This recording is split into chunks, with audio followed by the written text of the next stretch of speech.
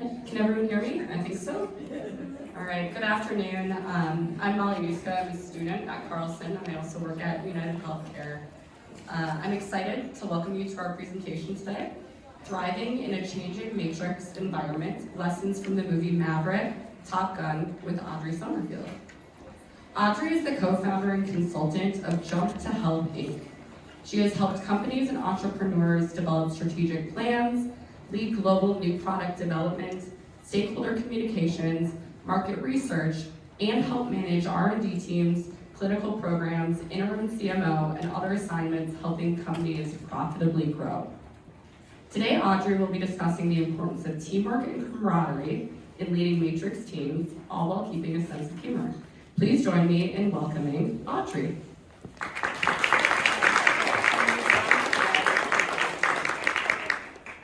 Thank you. Awesome. Thank you, everybody. Thank you for being here today. And hopefully we have fun with this presentation. I put this up because I love the slogan, Force for Good. To me, it ties well with the theme of Maverick, but it also ties well with the theme I have for life in general. We all have an opportunity and a choice to be a force for good.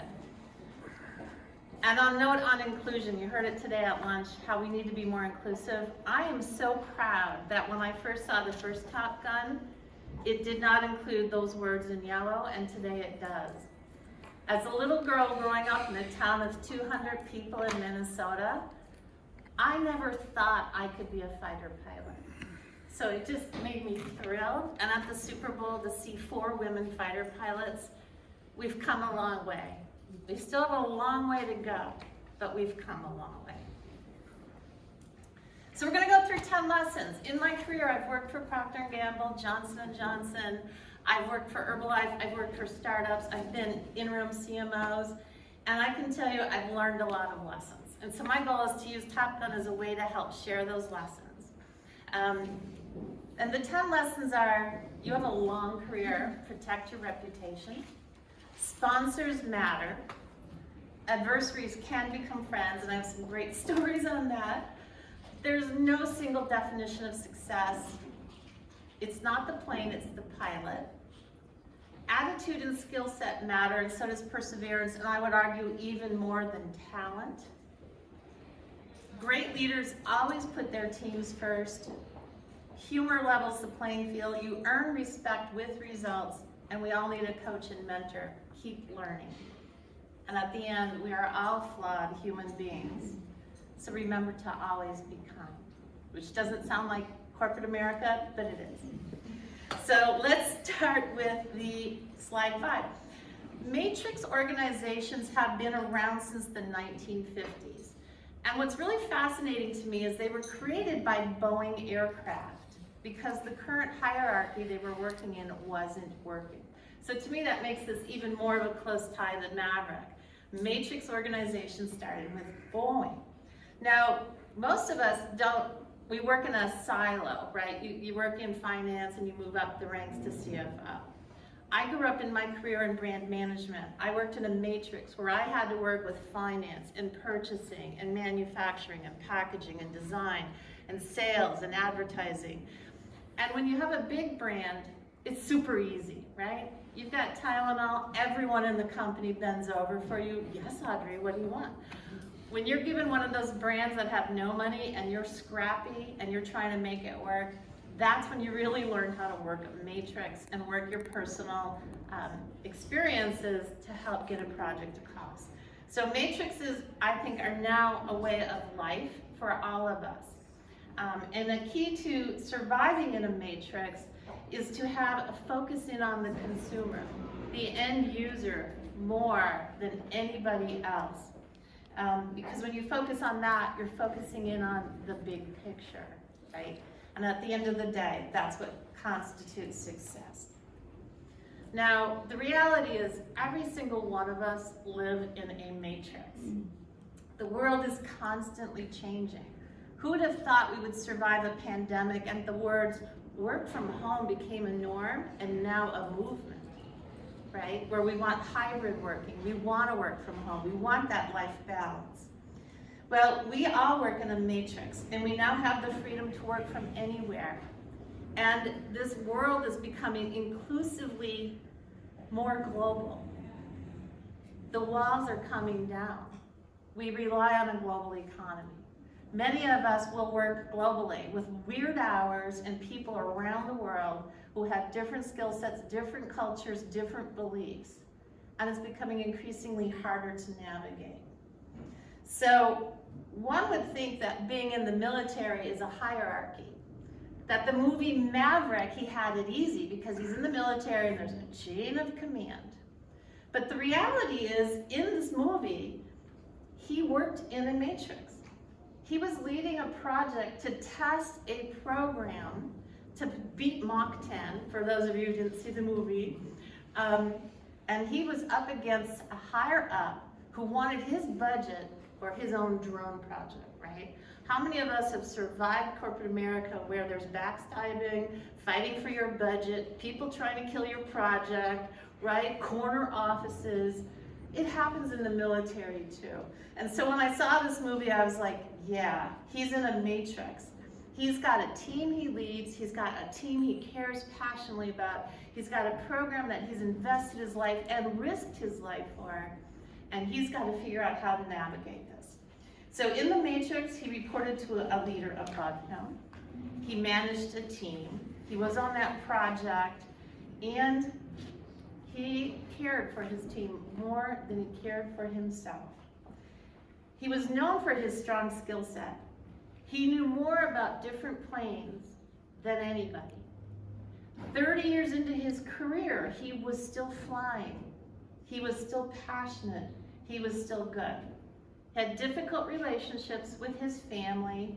He felt a sense of duty, and he's alienated people he loved. It sounds pretty much like pretty much every single one of us. I don't think any one of us have a perfect life. But what I loved about this movie is that he had a sense of humor, and he wasn't afraid to use it. And we're going to talk about humor as the great equalizer. Because when you can laugh at yourself, you break that barrier for many people. So I loved every time in the movie where one of his colleagues would say, "Don't like that look, man," and he'd go, "It's only one I got," right? It was his way to diffuse concern and diffuse worry and to show that he truly cared about people. So when you think about a matrix, it's not just your job, it's your home, it's your family, it's your life, it's your teams, it's your teammates, it's politics. So let's just go dive right in. So the first one, as I said, have a long-term view and protect your reputation. People will remember you, and while you change, a lot of times your reputation doesn't. So I like to offer advice to my teams when I train them. Hey, be nice up front because you don't know where you're going to be in 10 years, and guess what? You'll be there in 10 years. So take a long-term view. The person we sit next to in the cubicle today could be the president tomorrow, and I've seen it happen. And I didn't always get it because those people I didn't think were the smartest in the room. I didn't think they were better than me, but they were better at managing the matrix. And it's because they protected their reputation and they knew that everybody they worked with could be their boss tomorrow. And get to know who you're working with. What I loved in the movie was that Maverick tried to pick up instructor Charlie Blackwood, right? He didn't realize her importance. In the second movie, the pilots at the bar didn't know he was their instructor. And the next day, they were all embarrassed when he walked in. And so I like to say you have 2 ears, you've heard it, you've all taken management training classes before. You have 2 ears to listen, 1 mouth to speak. That means you should do much more listening than talking.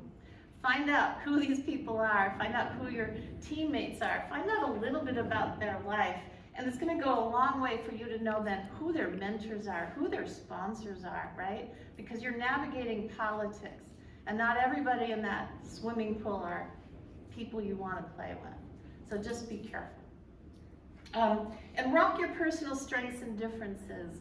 It's hard to know what those are, right? But I found mine at an early point in my career. It's my laugh.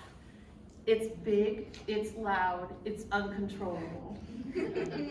And I have tried to control it because you can ask my husband, it's big, it's loud, it's uncontrollable. At Johnson & Johnson and at Procter & Gamble, 2 of the buildings I worked in were open atriums, stories up. I was in Cubicle City. The whole company knew I was there. The only thing that made it worthwhile though is they also knew I was the only one who stayed really late at night.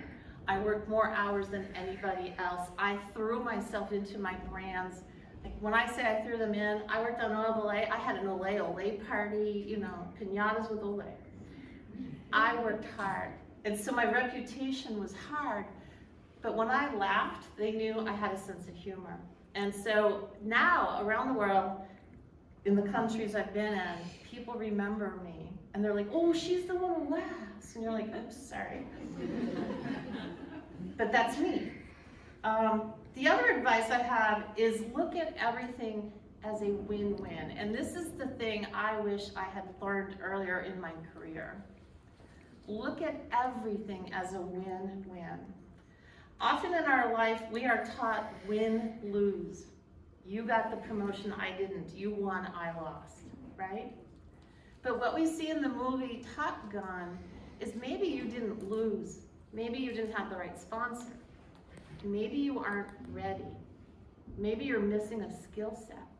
If we change the framework from win-lose to win-learn, then we shift our mindset from I'm a loser and they're a winner and I hate them, to I'm a collaborator and what can I learn from them?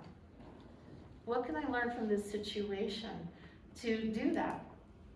Maybe they have that different skill set. Maverick said that about Rooster.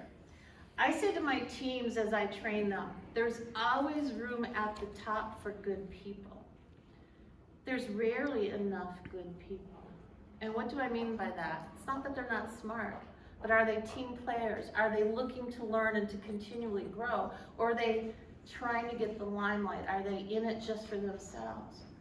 If you're in it for the company, if you're in it for the team, if you're in it for the success of the project, if you're not a negative Nelly, if you're not a, oh, everything sucks. If you're not in it for attention, but you're in it for the right reasons, guaranteed you will see success in your career. So take that long-term view, be in it to learn it and not in it to win it. Sponsors matter. You heard it this morning, you've heard it at lunch, you're gonna hear it again. Sponsors matter. I have stumbled into my sponsors and I've actually been Top Gun and Iceman. I have had an adversary who became my best friend, who I wanted to just see evil happen to. So some of them I sought out, some of them found me. And the key is that each one helped me. My first sponsor and mentor is my friend Myra. She is also an alum of Carlson. And Myra and I both started our career at a company that needed to hire women into it or they were going to lose their government contracts. Imagine that. We were the first women they hired. Can you imagine what that was like in an engineering firm? Yeah, special times.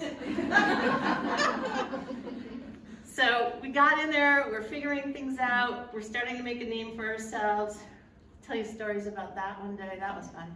But so Myra and I decided it's time, we want to move up and we want to move on. And I said, you know, I'm going to go to grad school, I'm going to get my MBA. She goes, great, I'm going to go to grad school and get my law degree. I go, great. I go, where are you applying? And she lists the top 3 schools in America. And I go, well, I'm going to apply to Carlson because I know Carlson and I love it here. And she goes, Audrey, she goes, you know Carlson, well, you got a pretty good chance of getting in there because you graduated there, you did good there, you've done a lot of work there.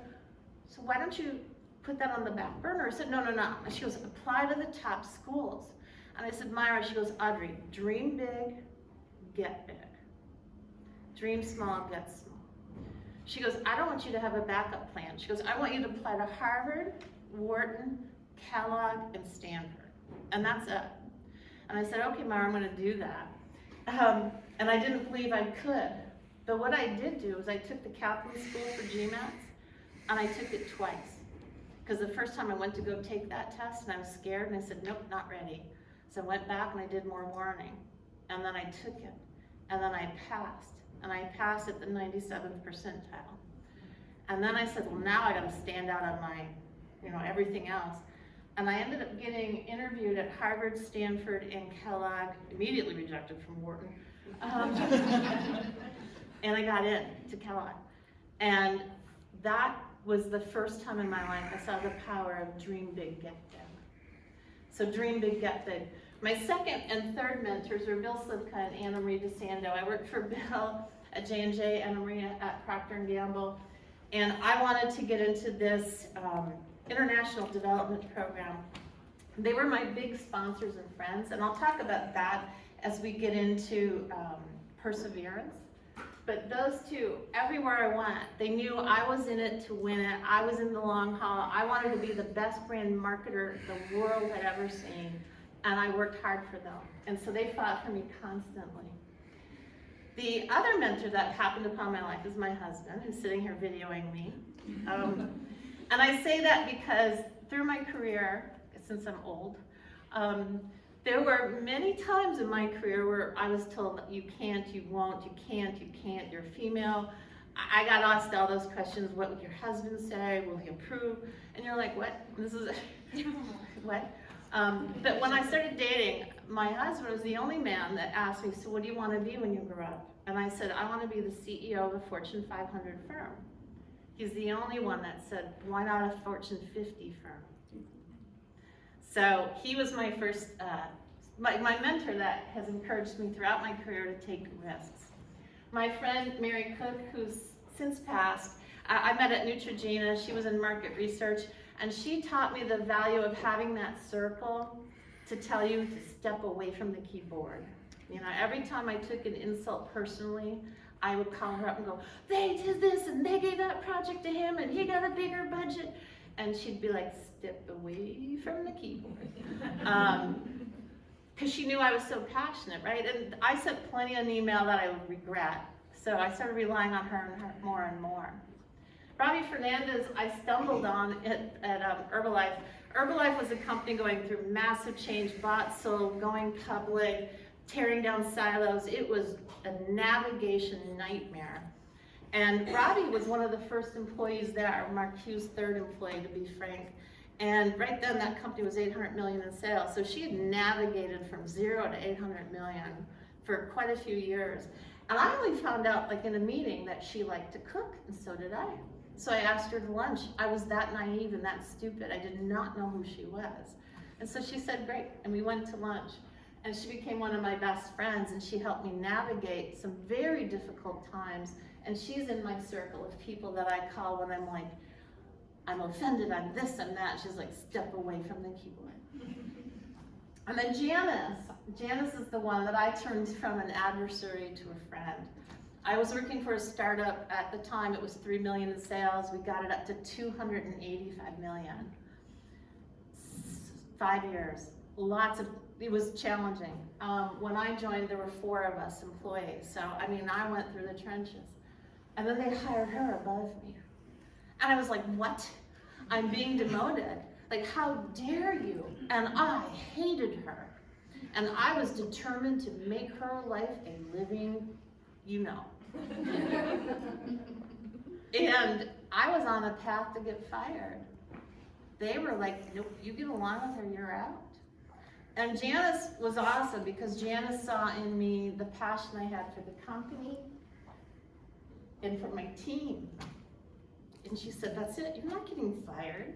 We're gonna get you a coach, and we're gonna get you to soften some of your rough edges. We're gonna keep you around. So, keep your mentors, and keep them long term if you can. Third, there's no single definition of success. This was one of my favorite parts of the movie. Maverick goes, it's not who I am, it's what I am. I'm not a teacher, I'm a fighter pilot. He is quizzed in this movie. Why didn't you make it? You got all these awards, you've got all this, you've got all that. Why aren't you more successful? And I am so proud of our youth who I think have helped lead the way. That success is not the corner office, it's not the paycheck, it's not the title. It's absolutely the life you create and the happiness that you live your life with. And I encourage you to remember that, because when you get caught up in corporate politics and you're seeing those dollar signs and equity and corner offices, it's very easy to lose yourself. I've lost myself before. There's no definition of success. Remember, some people want to do things, some people want to teach things, some people want to lead, some want to manage, some want to be in a team, some don't want to be on a team. Some have obligations, some need to step back out of the workplace for a few years, right? It's normal, it's life. Every job is needed, every job is valued. Now, in Top Gun, when Maverick saved the project and he learns that Admiral Chester was going to cancel his project for the drones, Maverick learned something that I also teach my teams a lot, which is the fine art of ask for forgiveness, not for permission. That is one I learned early in my career. If you know what you're doing and you really firmly believe in what you're doing, and it's for the good of the company and good of the project, sometimes you just gotta work behind the scenes and do it and ask for forgiveness. And in the movie, Maverick steals the plane, as we all know, and saves the project. Of course, kind of sad that he destroyed the plane, but he saved the project. And obviously, Chester wasn't happy because now his drone project, he has to find money from somebody else, right? So I love that because, you know, Maverick led his team, he believed in his team, he believed in his mission, and he took the long-term view. And I love that because, again, there's no single definition of success. In that one section, you hear the combat general go, 30 years of service, combat medals, citations, 3 enemy planes in the last 40 years, distinguished, distinguished, distinguished, but you're still a fighter pilot. But it's because he was happy. That was his definition of success. It's where I belong. Oops. It's not the plane, it's the pilot. I think there's so many things I loved about this movie, but I love this quote.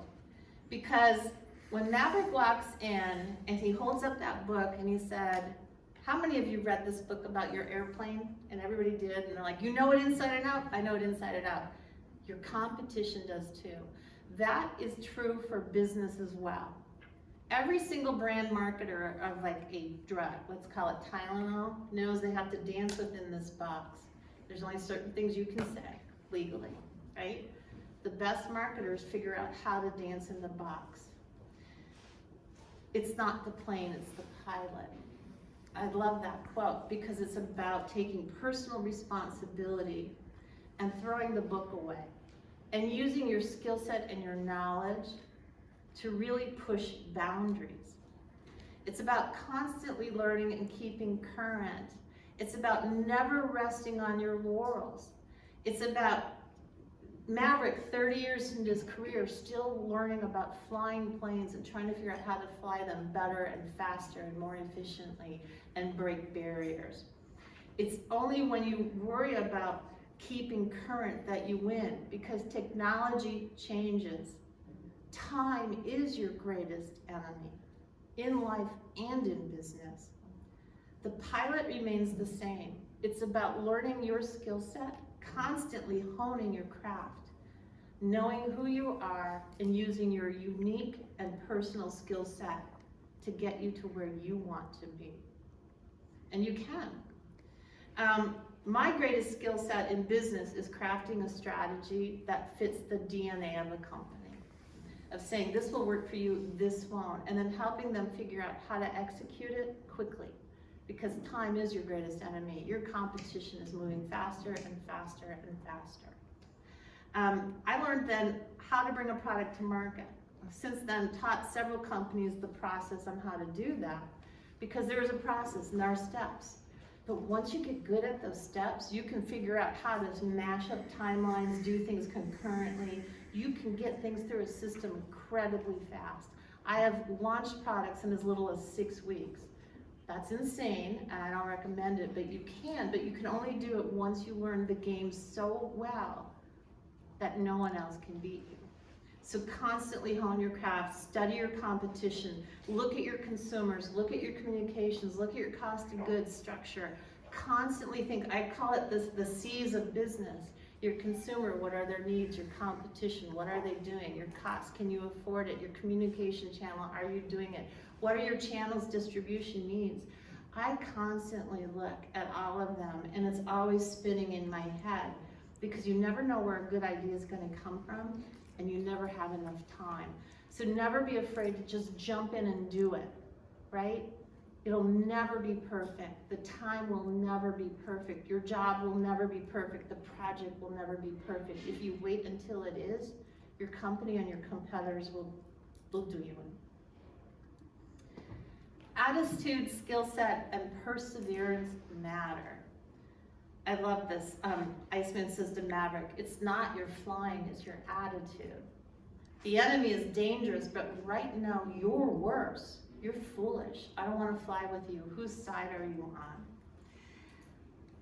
When Maverick picked Phoenix and Bob, Paycheck and Fanboy, and Rooster for his team to fly that impossible mission, it was amazing to me that he chose them out of the entire elite team, and he didn't choose Hangman.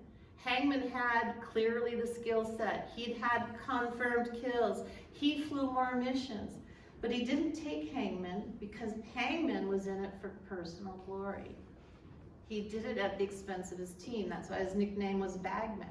So again, if you're on a team and you're a team captain leading that team, you don't want the prima donna, you don't want the showboater, you don't want the negative Nelly. Though you do want to listen to negative criticism, it's there for a guardrail.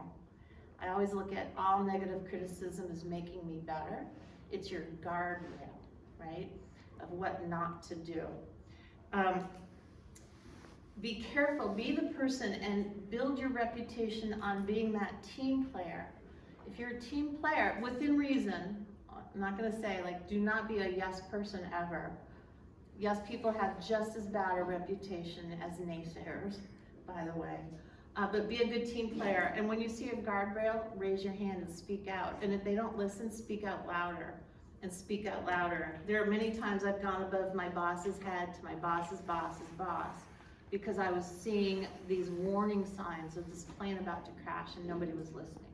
Do not be afraid to do that. But perseverance matters. And this is the key. I teach my teams all the time. Perseverance matters. If you have an idea and you want your idea heard, I believe it's scientifically shown an average idea takes 7 to 8 times to be heard. The first time a new idea comes across your desk, people go, what? No. Second time they're like, why are you bringing this up? Third time they're like, didn't we already talk about this? Fourth time they're like, what are you saying? Fifth time they're like, so how would that work? Sixth time they're like, well, did you think about this? And if you're lucky, around 7 or 8, it becomes their idea and they sit you down and tell you what you're gonna do. And I used to get really offended at that, and then I went, wait, I'm getting what I want. Just shut up and go with it. The other thing I used to teach my staff to do for perseverance is if you do anything with creative, if you are a package designer, if you are working in advertising, PR, print ads, bring 3 ideas, not 4, 3. You want 3 ideas. You want one that you absolutely hate, right? That sucks, but you don't want it to suck so bad that they know it sucks. You just want it to be mildly bad.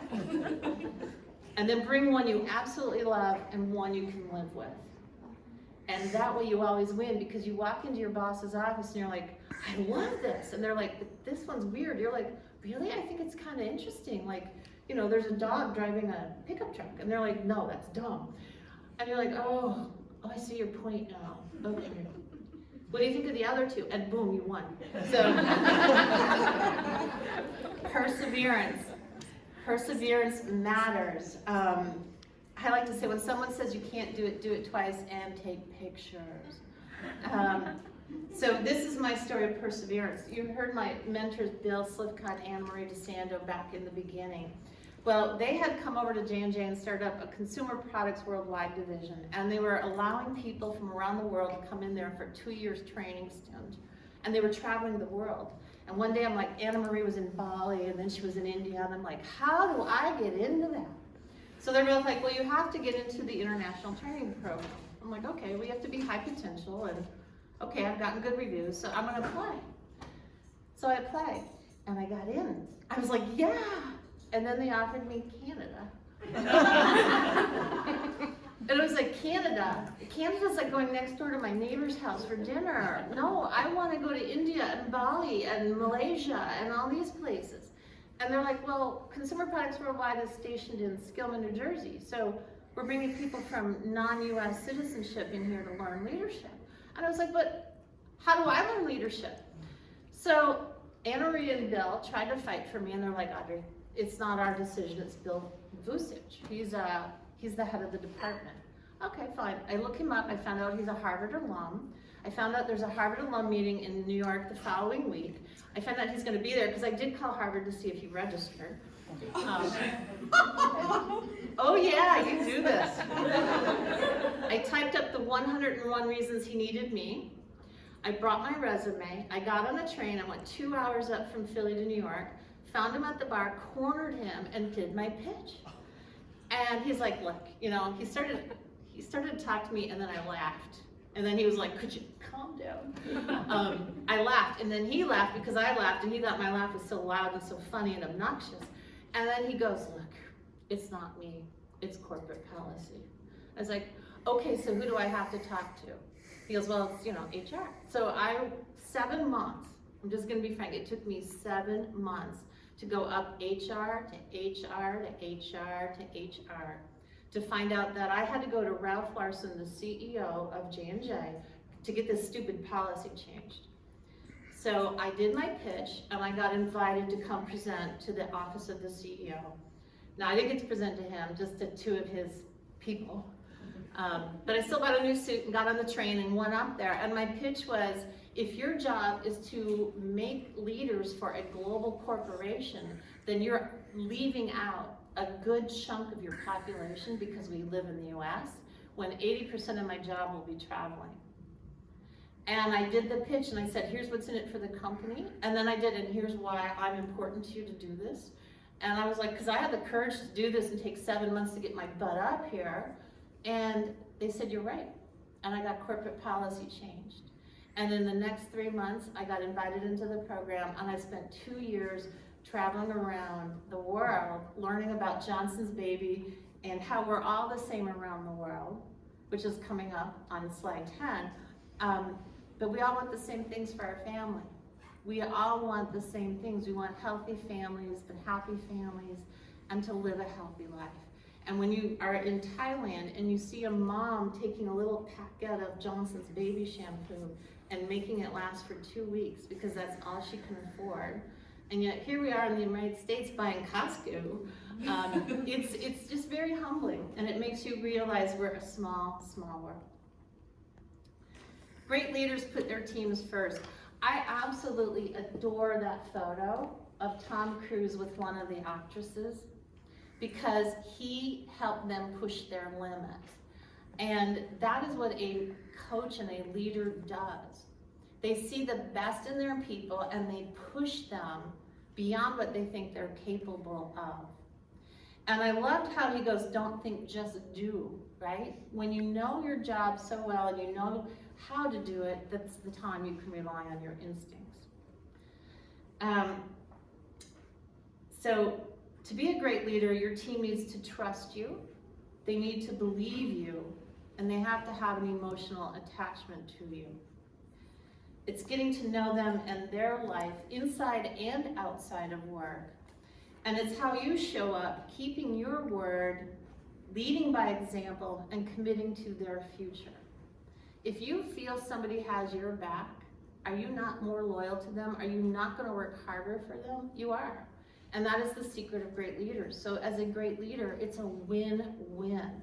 Now, I know friends of mine who hate leading people, and I'm like, yeah, it's time consuming, but it's the most important thing you can do as a leader.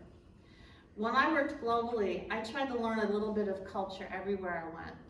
The first thing I did in every office I walked into is I tried to say, good morning, I'm so thrilled to be here in their language, no matter how bad I botched it. And I learned how to say thank you in every language that I could. And it just went a long way because they knew that I was reaching out to learn. And then you just ask. You ask about their passions, their goals, their dreams. What are their hobbies? What are their families?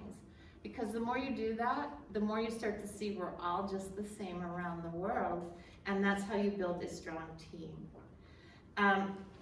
When I developed teams, and I've had several where like R&D and marketing hated each other. So my last job, it was awesome because I was in charge of R&D and marketing. So I did something called the Great American Shopping Day, and I've done this in every company I've worked in.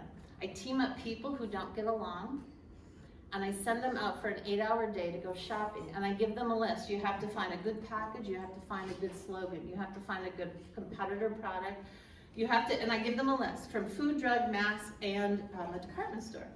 And then you have to come back in teams and present to all of us, right? So there was about 20 of them, 10 teams, and present. And then they had to pick from all of those ideas, the top 10 ideas that we presented to the C-suite.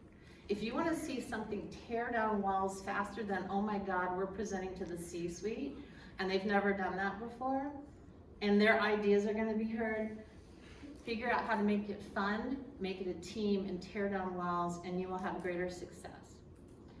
And it's not just the work. Again, I love the movie because when he's outside there, he's going, you've got 3 weeks to teach them to fight as a team, and he's like, what are they doing? And he's like, I'm giving you a team, sir. I'm giving you a team. I loved it. And I also loved how she goes, those are your pilots.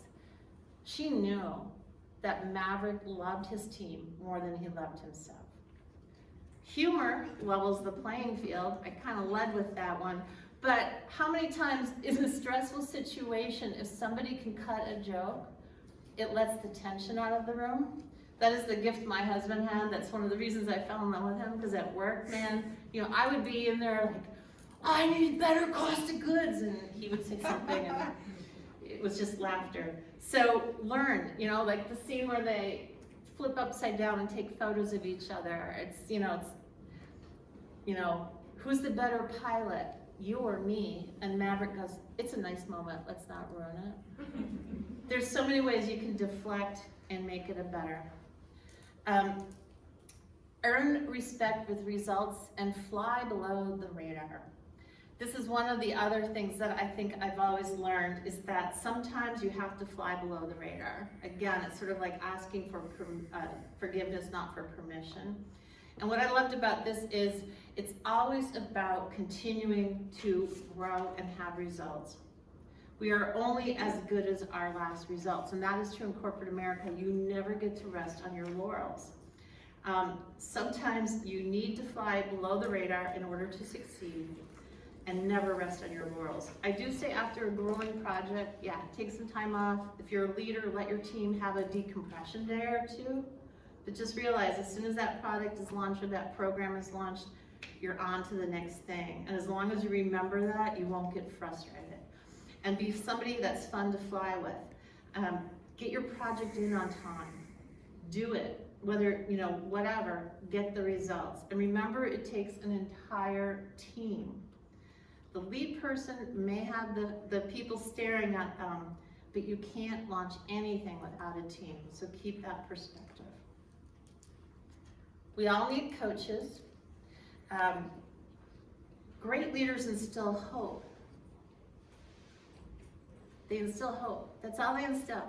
They instill hope. Hope that you can reach the top, hope that you can make the best project, hope that you can achieve the impossible. And they do it in ways that make you see in yourself something you didn't see in yourself. Show me what you're made of. Don't think, just do. What the enemy doesn't know is your limit. Those are some of my favorite quotes. You're where you belong, make us proud. We'll talk when you get back. That was one of the most meaningful ones to me because he knew that they may not come back.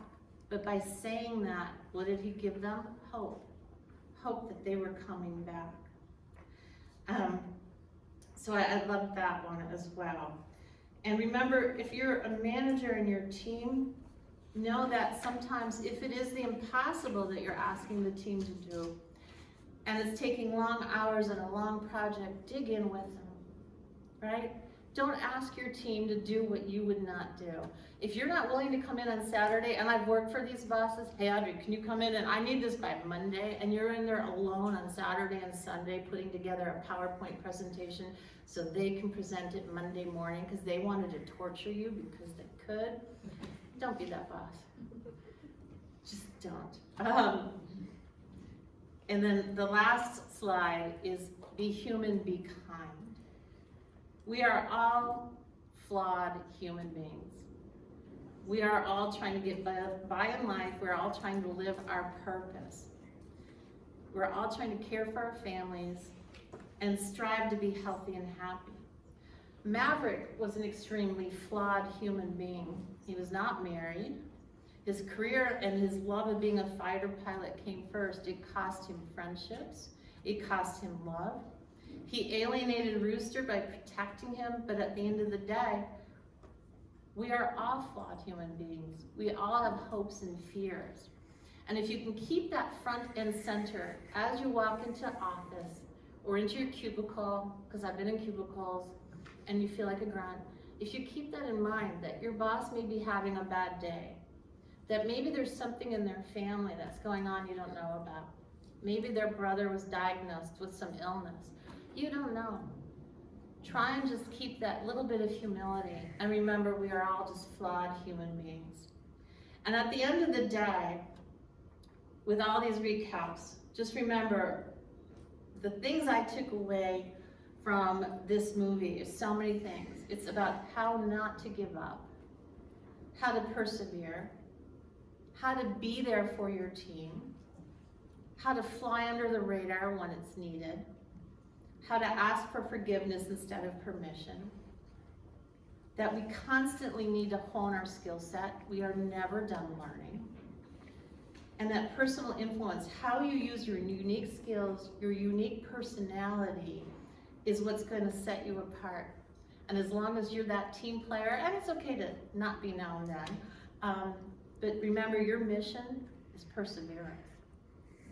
You have a long career, long life hopefully for everybody. And remember, Maverick took risks, he protected his team, he didn't do anything that he was not willing to do himself. He had a sense of humor, he knew his strengths and his weaknesses. He focused on relationships and building teams. It wasn't always just work. He became an expert, and at the end of the day, he was a flawed human being. So thank you, that was my learning from Top Gun, and I'm happy to answer any questions.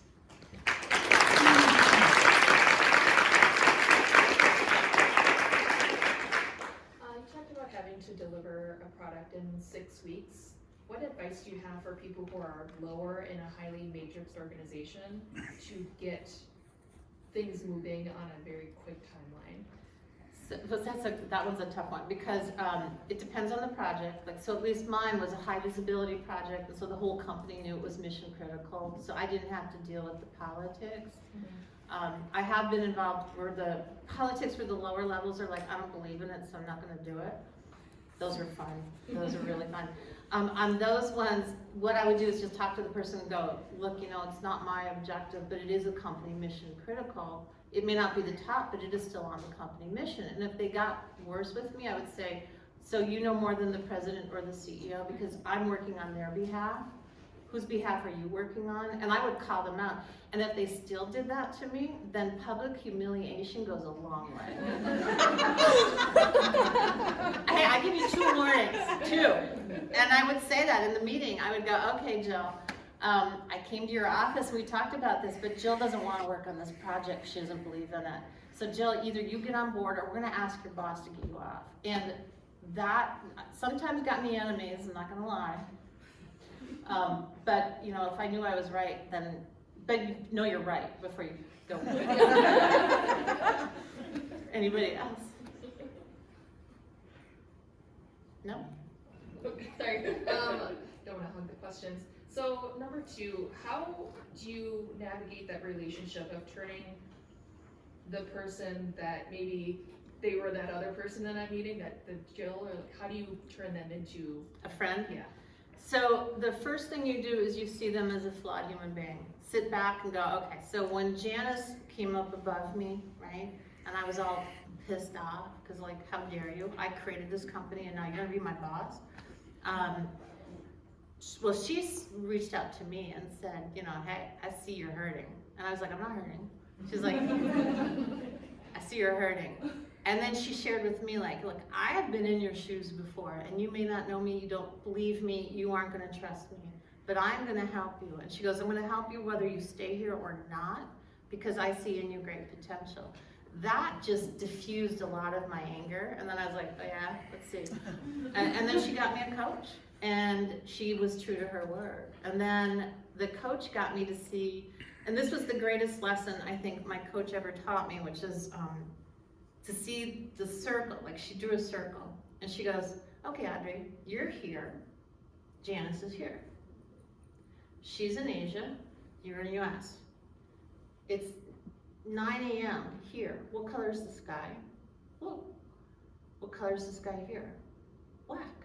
She goes, you're screaming loud and clear, it's blue, blue, blue. She's gonna scream loud and clear, it's black, black, black. She goes, what harm is it for you to get out of your chair, walk around and look at the other side and go, interesting, and walk back. She goes, it costs you nothing to see the other side. So step out of your ego, step around to the other side of that circle and take a look. And that's what got me to understand that Janice was truly trying to survive in a corporate structure as well. Anybody else? You talked about reputation, and being a yes person is just as detrimental. As women, we tend to be people pleasers and say yes, so how do you combat that within? Yeah, that was a tough one, because as females, we are still, even though generationally, I think we're starting to get a little more less of that, but we do want to see people pleasing. Just don't be a Pollyanna about it, because there's a fine line, and it is a fine line of being a people pleaser. But at the end of the day, remember to ask yourself, am I being respectful to the project, or am I being respectful to me? Am I being respectful to what we're trying to achieve? If you aren't being true to yourself, that's your first clue. If there's something that's making you go, okay, I'm saying yes way too many times, or this doesn't feel good, listen to your gut. A lot of times I don't think we listen to our gut enough. And I know in many times in my career, including launching a laxative, I should have said no.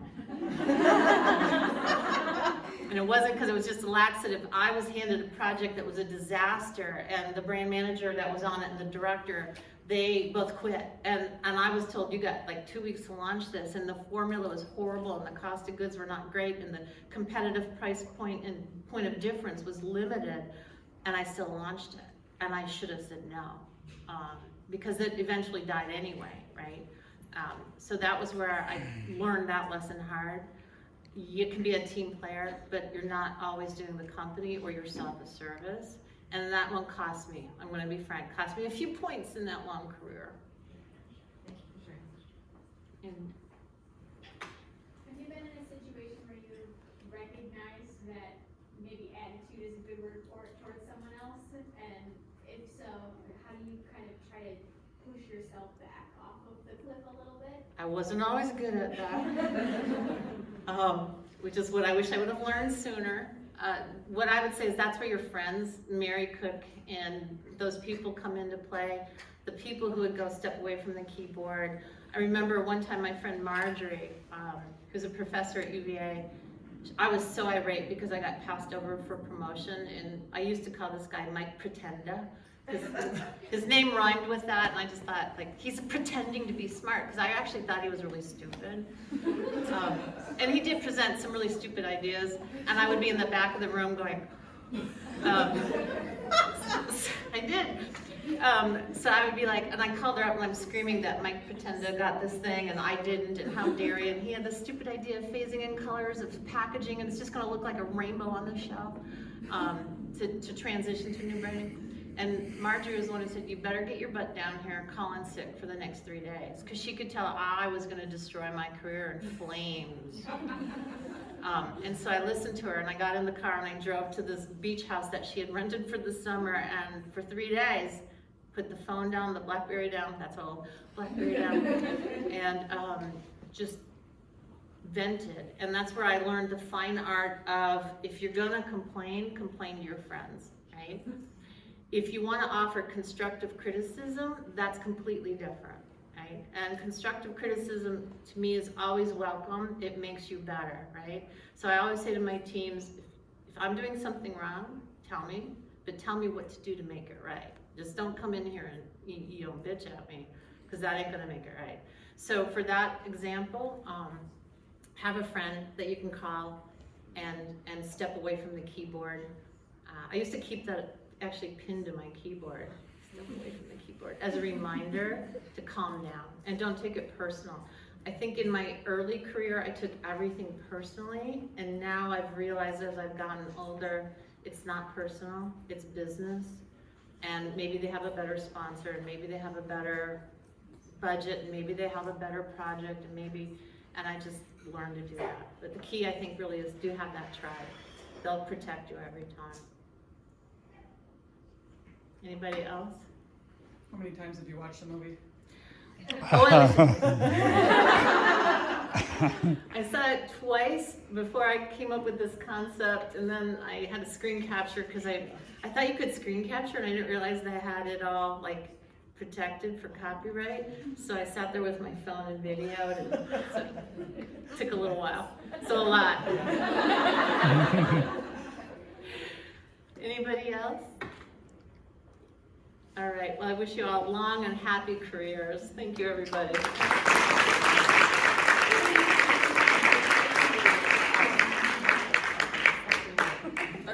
So thank you, Audrey, so much for the wonderful presentation. We're really grateful to have your expertise here today. And we have a little gift for you. Oh, thank you so much. Yes. So one more time, a round of applause for Audrey. And for all of you, we invite you to Memorial Hall for our Inside the Boardroom conversation with Dean Shri Zahir and Beth Kiefer Leonard. So whenever you guys are ready, you can move out that way. Thank you.